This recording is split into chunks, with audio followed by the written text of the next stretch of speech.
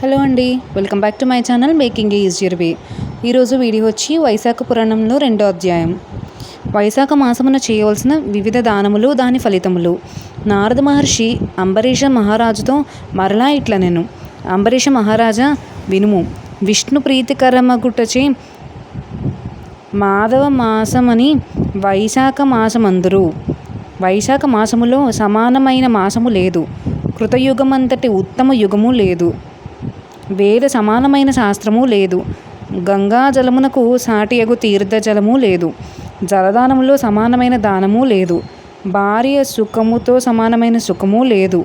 వ్యవసాయము చేయుట వలన వచ్చు ధనమునకు సాటైన ధనము లేదు. జీవించుట వలన వచ్చు లాభమునకు సమానమైన లాభము లేదు.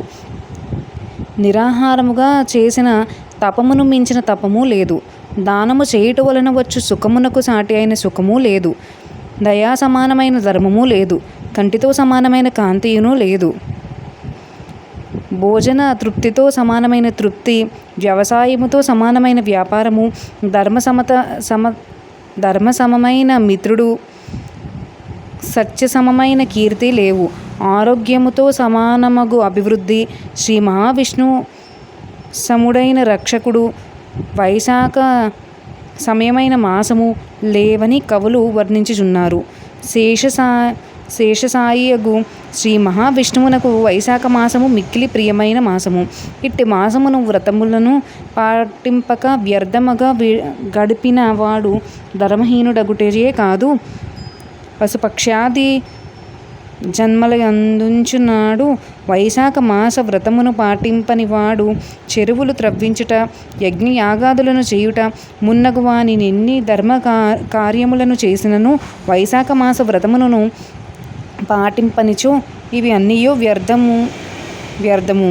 వైశాఖ వ్రతమును పాటించు వానికి మాధవార్పితములుగా మించిన భక్షించిన ఫలాదులకు శ్రీ మహావిష్ణువు సాయుధ్యమును కలుగును. అధిక ధన వ్యయముచే చేయు వ్రతములెన్నో ఉన్నవి.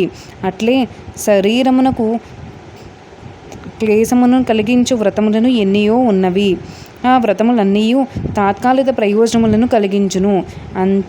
అంతియే కాదు, పునర్జన్మమును కలిగించును, అనగా ముక్తినియ్యవు.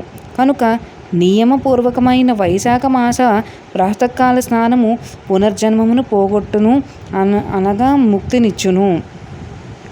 అన్ని దానములు చేసినచో వచ్చు పుణ్యము, సర్వతీర్థములు యందు స్నానము చేసిన వచ్చు పుణ్యము వైశాఖ మాసమున జలదానము చేసినంతనే వచ్చును.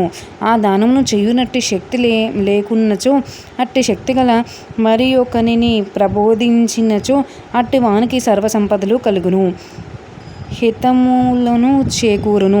దానములన్నింటినీ ఒక వైపున్నను జలదానమును మరొక వైపును ఉంచి తూచినచో జలదానమే గొప్పది అగును.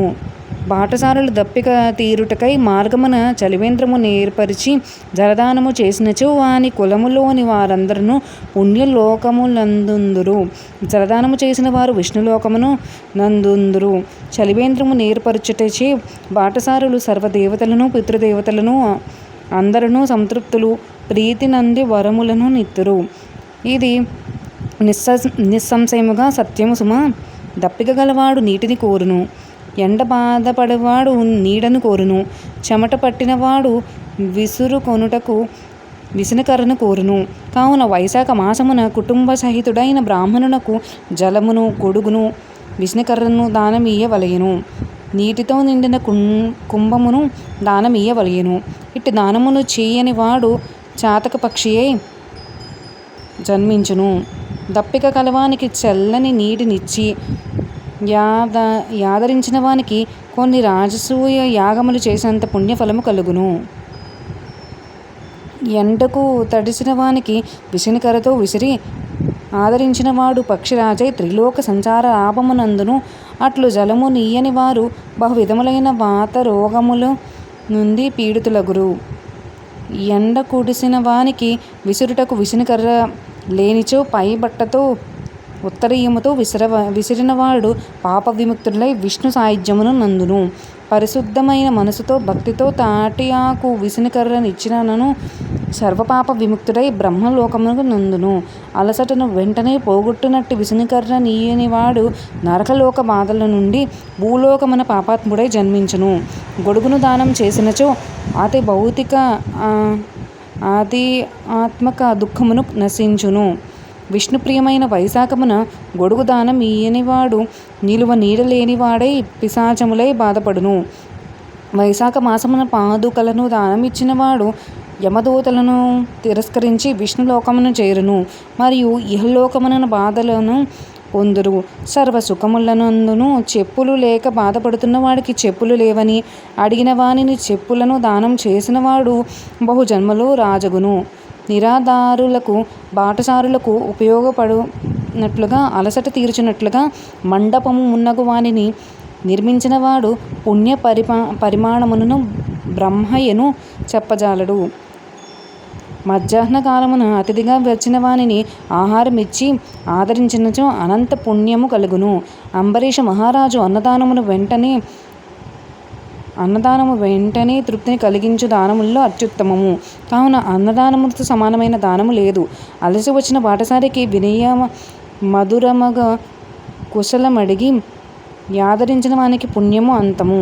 ఆకలి గలవానికి భార్య, సంతానమును, గృహము, వస్త్రము, అలంకారము మున్నగువని ఇష్టములు కావు,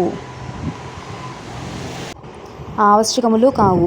అన్నము మాత్రం ఇష్టము ఆవశ్యకము. కానీ ఆకలి తీరినచో ఇవన్నీయు నిష్టములు ఆవశ్యకములు నగును.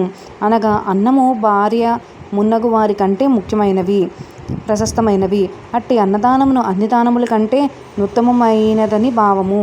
కావున అన్నదానముతో సమానమైన దానము ఇంతకు ముందు లేదు, ముందు కాలమున కూడా నుండబోదు. వైశాఖ మాసమున అలసిన బాటసారికి జలదానము, ఛత్రదానము, వ్యజనదానము, పాదుకాదానము, అన్నదానము మున్నగు వానిని చేయని వారు పిశాచమై ఆహారము దొరకక తన మాంసమునే భక్షించునట్టి దురవస్థను పొందుదురు. కావున అన్నదానము మున్నగు వానిని యథాశక్తిగా చేయవలేను.